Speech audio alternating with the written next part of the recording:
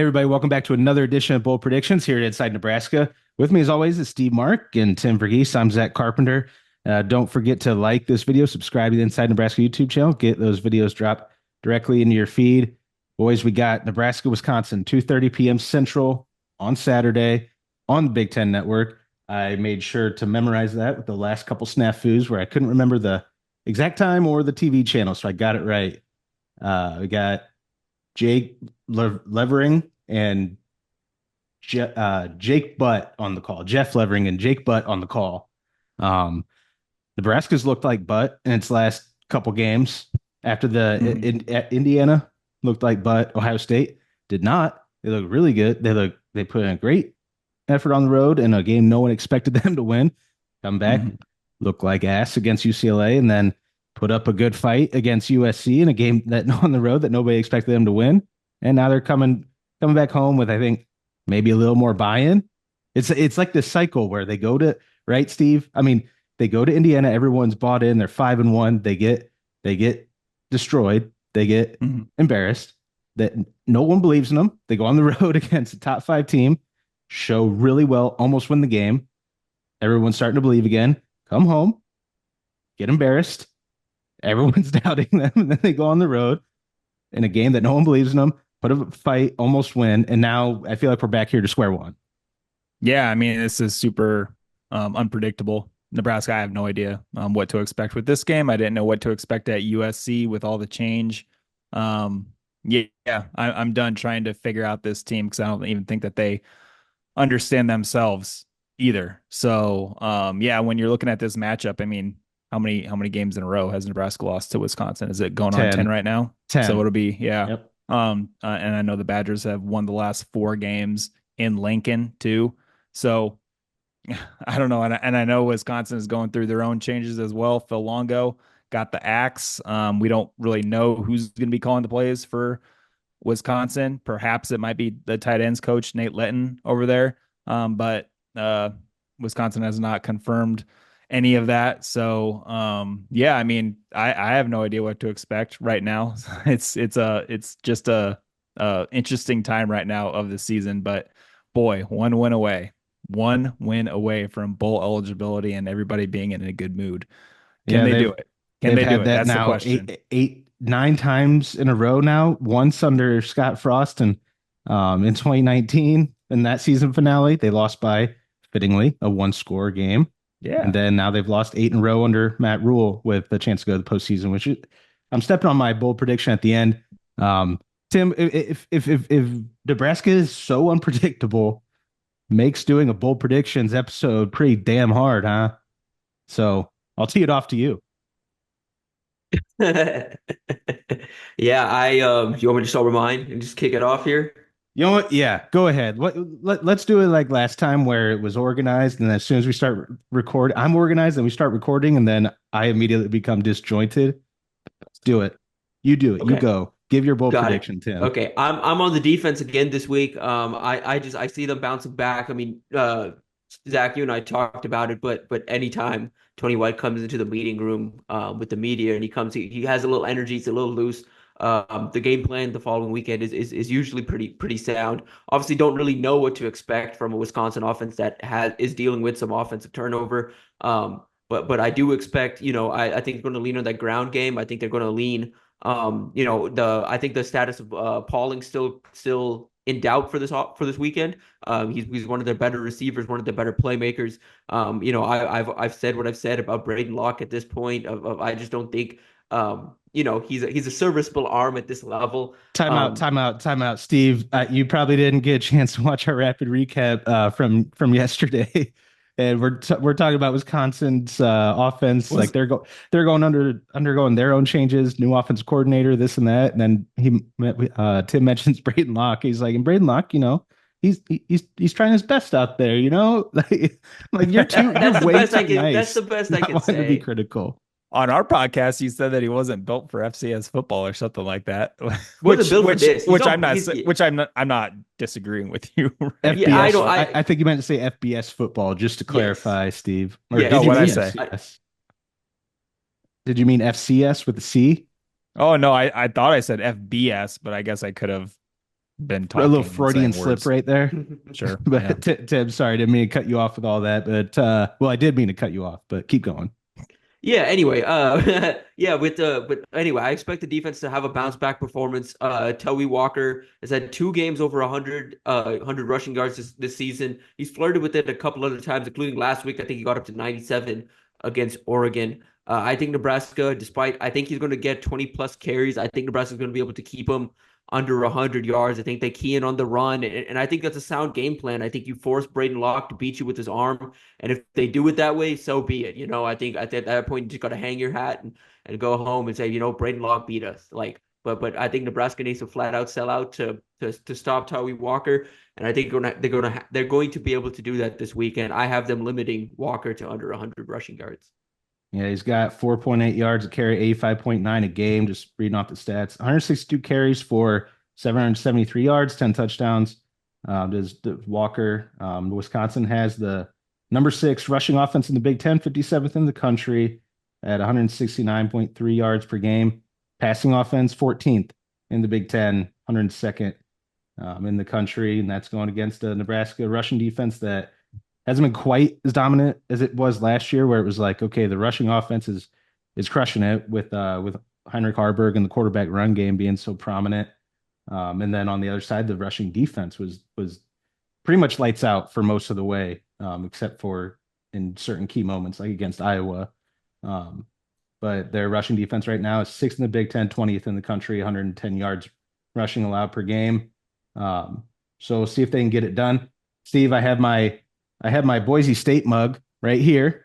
Nice. Ash, I went to Boise. My girlfriend's brother and sister-in-law live in Boise, and we went to the Nevada game, which we thought was going to be like a 40-point win, and wound up being closer than we thought. But Ashton Jeanty, point is, got to see him up close.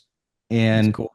Nebraska's not going against Ashton Jeanty this week, but Tyree Walker's pretty serviceable back. So what do you think of Tim's? Before you go, what do you think of Tim's prediction? Well, I think it's a good prediction, even though I like me some Tyree Walker. He's a really good story too. He's a transfer from Oklahoma, and he did not have a scholarship when he was playing for the Sooners. He joined that program as a preferred walk-on out of a JUCO, if I'm correct, right, Tim? I think he went JUCO first. Yeah, was out of football even too before joining Oklahoma. But yeah, 5'9", 218 pounds. When Ches Malusi left the program there to focus on his health and being a healthy person, everyone was like, oh my gosh, that's gonna like kill the run game. Like, no, Tyree Walker is really good, and he is going to be running hard. And I think that Wisconsin, with the changes in the offensive staff that they're going through right now, we don't really know who's going to be calling the plays. I think whoever is calling the plays is probably going to want to run the football and put less pressure on Braden Locke. So I think that prediction is really notable and a good one. So Nebraska's defense is going to be, up for a big challenge right now. And maybe this is a game where Riley Van Poppel, who has 1 game left, he's on the red shirt plan per Matt Rule. Maybe this is the game where Riley Van Poppel makes his appearance again and plays in his 4th game and does some work against that run defense. Would it be Nebraska. his 3rd or his 4th game this week? It would be his 4th. Yeah, Okay. so he's played in 3. So he has 1 game left between Wisconsin and Iowa, and then if Nebraska happens to make a bowl game, he'd be able to play in the bowl game as well. So it's almost like it's a pick and choose situation if you're it's Riley like, Van Poppel in the staff. Yeah, and it's like when you're looking at the schedule, if you're Matt Rule, what's the winnable game here? What's the more winnable game, Wisconsin or Iowa? I think a lot of people would probably go Wisconsin, even though Iowa's kind of that game is looking more interesting by the day just because of their quarterback situation. It's just a mess over there at quarterback, but they of course have a good run game. Their offensive line has done a good job running the ball. They have one of the best backs in the country. So that is a very good prediction. For my bold prediction, I'm going to talk about a running back too, but Nebraska's running back. Ooh. Maybe one we haven't really heard about a lot. I'm going with Mekhi Nelson. Ooh, okay, now spicy. Everybody's saying, who's Mekhi Nelson? Now, that's a good question. I don't know much about Mekhi Nelson. Tim could talk about him because he followed his recruitment, but Steve, who is Mekhi Nelson? So Mekhi Nelson is a true freshman running back at Nebraska. I think he's like 5'10", 185 pounds. He was a late addition to the roster. Tim, did he commit in like July and join the program just very late? So he wasn't around for spring ball. Committed in July and was expected to initially be a 2025 recruit, but Yeah. reclassified back into the class of 2024 because he had done technically a post-grad year, but Nebraska came in so late, he was able to Mhm. skip the post-grad year completely. So Real when quick, yeah. I'm looking at Malachi or Mekhi Nelson, and he went to his final season of high school ball, went to St. Thomas More Prep School in Connecticut. Isn't that where Marquise or Mario Same Buford program went? as Marquise Buford. Same Yep. one. Okay, just putting that together. Hmm. That's a cool little connection. So sorry, Steve, go ahead. Yeah, but like, why am I talking about Mekhi Nelson? He's only played in one game, and that was a season opener against UTEP when like 105 players played. He had a carry for like 5 yards. Hasn't played since. Why am I talking about him? It's because on Tuesday when Dana Holgerson, the new offensive coordinator, was talking with the media for the first time as a Husker staffer, he talked about there being a lot of rushing yards out there left to gain against USC. I mean, I think everybody watching at home, and then if you're at the game, you saw it too. I think Nebraska could have racked up more rushing yards than it did if some running backs maybe hit the holes when they were there to hit and break an ankle tackle when a USC defender went low. Those are things that Matt Rule has talked about all season. And then Dana Holgerson comes out with his kind of popular quote right now about how he found a young kid earlier this week at practice and wants to talk to the staff, and maybe we could use him because he thinks this quote unquote young kid could help, score some points or just help them against Wisconsin. So who is that? Who is that? Everybody's kind of wondering. Everybody's throwing out the names. I even did a story about it on Inside Nebraska. Go check it out. Great Maybe story, it's great site. maybe it's Mekhi Nelson. So my video bold prediction is if Dana Holgerson is talking about wanting to do more in the run game and hit the holes when they're there and then don't get tackled by the ankles from like a little corner or safety. Maybe it's Mekhi Nelson. I don't know. I'm just throwing it out there. I'm trying to be bold. This is bold prediction. So Mekhi Nelson, he gets 5 carries on Saturday against Wisconsin. I don't know if I'm way off. I don't know if I'm like close, but that's what I'm rolling with. What does everybody think? Well, I mean, I coming from the guy who picked Heinrich Haarberg 5 carries, 3 going for first downs against Ohio State. I'm all for the weird, random, low stakes Yeah. bold predictions that are very specific. So, you got my vote. Tim, what Yeah, do you I think? I like Mekhi Nelson. I don't know if he's the guy that Dana Yeah. Holgerson was talking about. I my personal pick is Quinn Clark. I think we see more Quinn Clark on Saturday, but I wouldn't hate more Mekhi Nelson in the offense. I think he's the guy that down the line, if not this year, finds a way to contribute. Just because I like the way he runs, I like the type of head he's got on his shoulders, and just his mentality. I think it's going to resonate with this coaching staff and resonate with what this program wants to be, from an identity standpoint. Yeah, I'm just looking real quick. So I thought, yeah, so he's as you said, Steve, he's a true freshman. Um, Originally from Pennsylvania. yeah, yeah, Wilkes Barre, listed as his Mhm. hometown. And it just got me thinking back to Ramir Johnson. He wasn't a true freshman. He was a red shirt. Oh wait, yeah, he was a true freshman in 2019. And he got in for a few games, and then he had 55 yards and 18 carries and a 1 yard touchdown in Nebraska's 10th game of the season in 2019 against Maryland, 54-7 win. And Ramir Johnson got in there for his first action, sort of gave him some momentum there. Um, Going into the 2020 season. Um, and we're at the 11th game of the season, and we're going into the 11th game now with you calling out another true freshman back. I mean, it's not unforeseeable, or it's not the most outlandish. So uh, I think we could see it. My pick is Carter Nelson. If we're just going to spray the board, go one each with who we're thinking Dana Holgerson might have been talking about on Tuesday. So then it's going to wind up being like Jaden Doss going back to receiver or something, and then it's like, oh, okay, it That's was what I something we didn't joked. I think. was Yeah, I was joking with somebody like because after Dana said that thing in the press room, everyone was like, "Oh, who's it going to be? Like, who is it? Who do you think? Who do you think?" And I threw out like, "What if we saw like Jaden Doss just like out there at slot, just like catching passes, taking some handoffs?" And he's like, "Hey, I thought it was a corner," and then he's like flip flopping back. But yeah, I don't know. That's probably not going to happen. But If that happens, I'm going eight. I'm going nuts in the press box yeah, yeah, just because of this moment right here. But yeah. that remains to be seen. Moving on to score predictions because I'm going to go last here. My bold prediction is wrapped up in the final score. Um, right now, Tim, Nebraska, as we record this on Wednesday afternoon, Nebraska is -2.5. Over under is 42.5 on Saturday.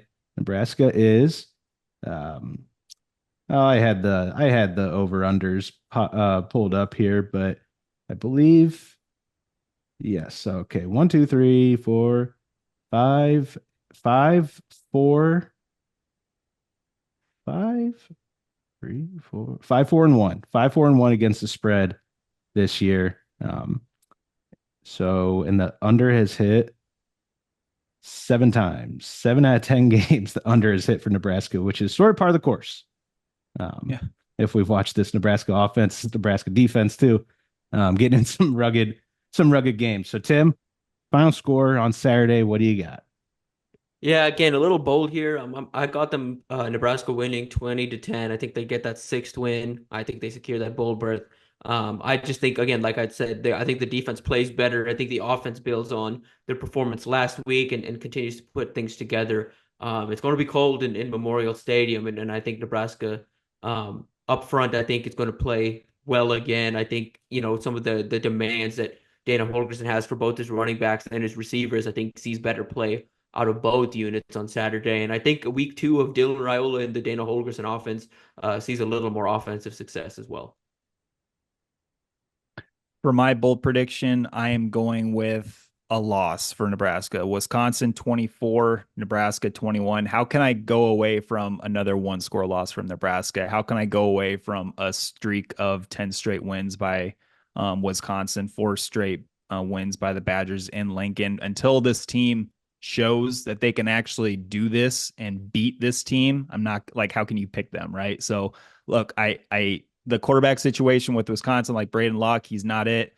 I share Tim's opinion that he's just not it for that right there. So they're gonna have to figure out something next year. But I really like the running back Tyree Walker. I like that offensive line, and I think they're gonna establish the run. And I think Nebraska's gonna do well.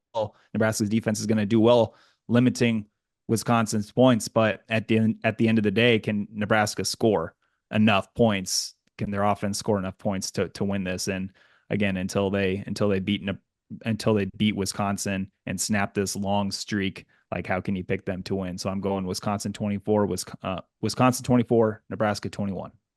How could you pick Nebraska to beat Wisconsin after 10 losses in a row? Well, your name could be Zack Carpenter, Steve, because that's what I'm picking, but I'm not picking a one-score game.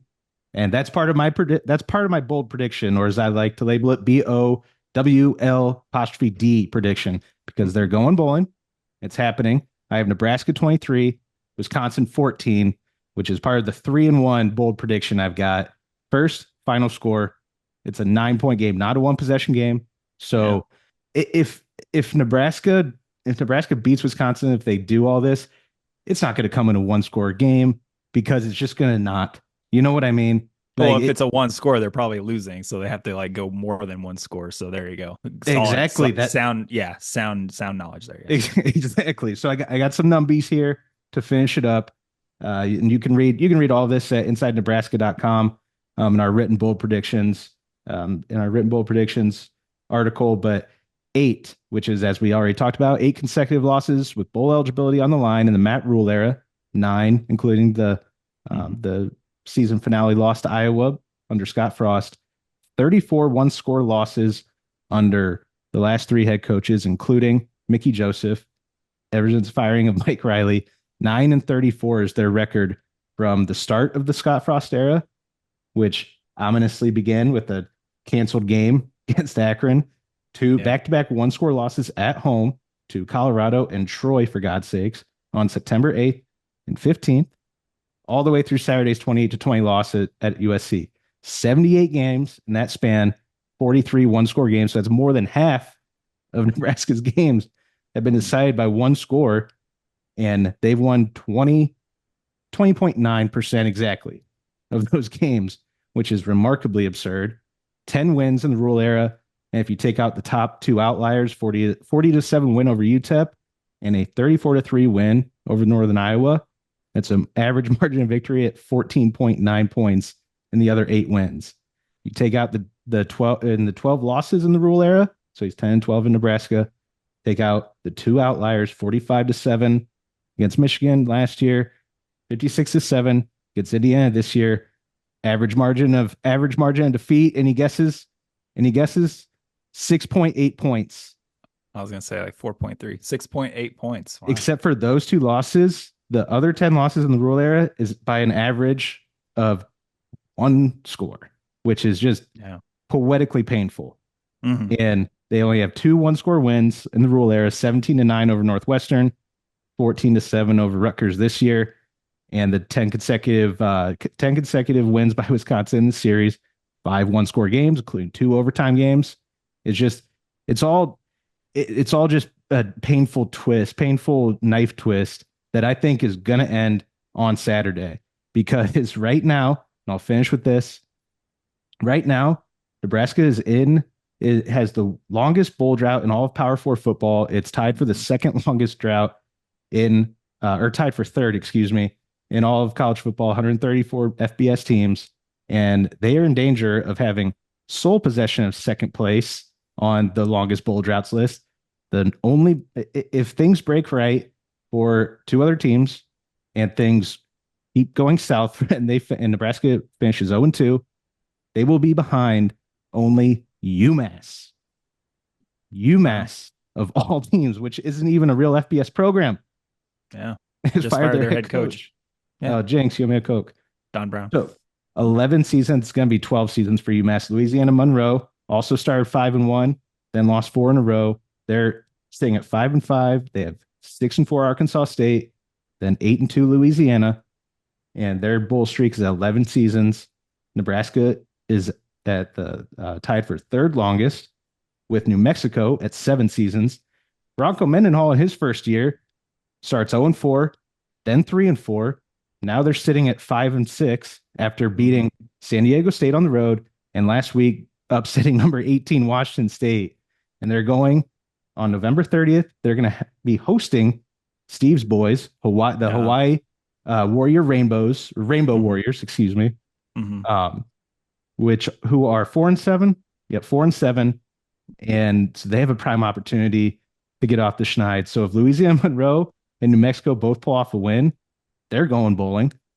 And if Nebraska goes 0-2, UMass is going to be the only team ahead of them on that list. And that I know I keep badgering it. Literally no pun intended. I really didn't mean to do that. But I keep hammering the point home because you can't have that. You cannot be mentioned in the same breath as UMass as your football program. You just can't. That's why people talk about curses and stuff. Does anybody believe in curses? Tim, do you believe in ghosts? Nope. I Mute don't. monster. But a ghosted might have just muted me. So Yeah, right when you talk about it. Zach, what about you? Ghost guy or no?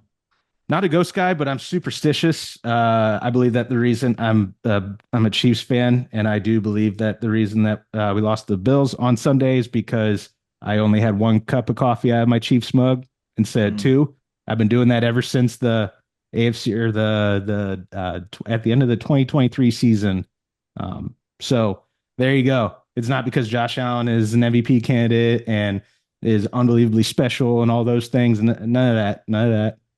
I only had 1 cup of coffee instead of 2 on game day. So I just gotta be better. Gotta have a great practice on Tuesday. Yeah, be better. I'm not a ghost guy either. But I don't know how to explain Nebraska football. I don't know. So maybe the curse is alive and well. I have no idea. I don't know, man. If it's going to be a one score game, I mean, they're losing. So I don't know what else to say. This is crazy to try to understand any of this. That's why I'm just trying to. I'm going against trend, going counter trend, or whatever the official stock stock figure speeches. But yeah, Mhm. after that USC game, the two non-calls on the final play of the game on the DPI, the other one on the Jamal Banks 3rd and 8, which he almost caught, didn't. There was a Mhm. defensive pass interference. That one wasn't egregious.